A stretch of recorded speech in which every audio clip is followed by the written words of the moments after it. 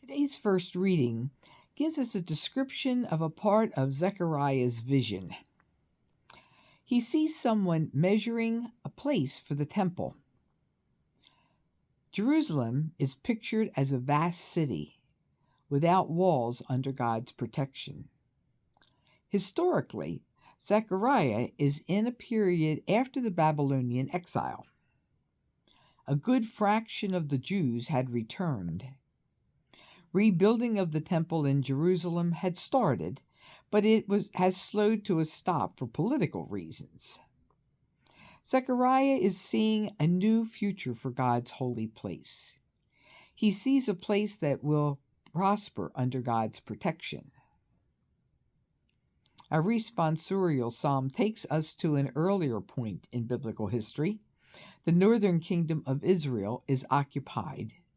Jeremiah sees a future with freedom regained with the Lord as Israel's protector. Jesus foretells his fate in today's gospel from Luke chapter 9. This leaves the disciples confused, but afraid to ask for an explanation. As background to the place of this episode in the chronology of Luke's gospel, this prediction follows Jesus liberating a possessed boy after his disciples had tried and failed.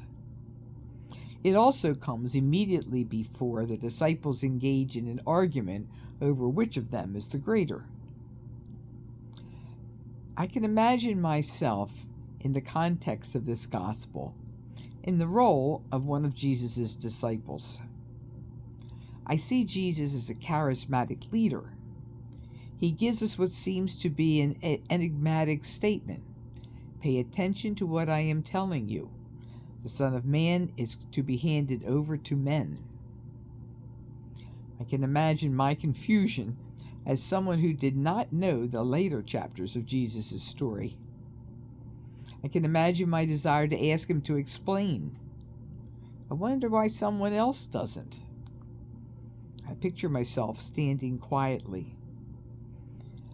Our abilities had just been put to the test and had failed with a possessed boy. We, the disciples, are positioning ourselves for an argument as to who is the alpha male. I can imagine myself feeling that it's best not to ask Jesus what he meant out of a fear of looking ignorant. Reflecting on my life today, I think how often I have not spoken or not acted out of fear of looking foolish. There are psychologists and political advisors who claim that fear is the primary motivation for everything. Fear of failure and fear of embarrassment become more personally important the more that we derive our self-worth on the basis of how others perceive us.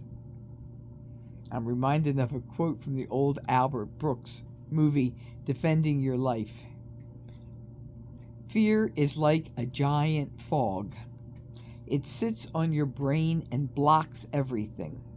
Real feelings, true happiness, real joy.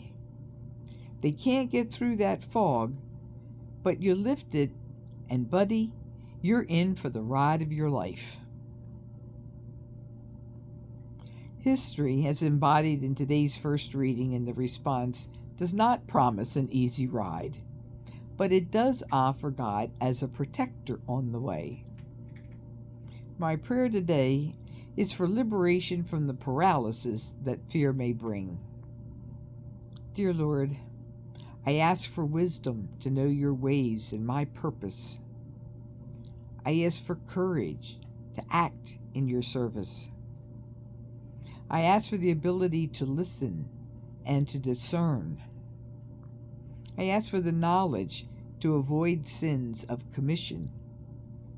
And I ask for the fortitude to avoid sins of omission. Amen.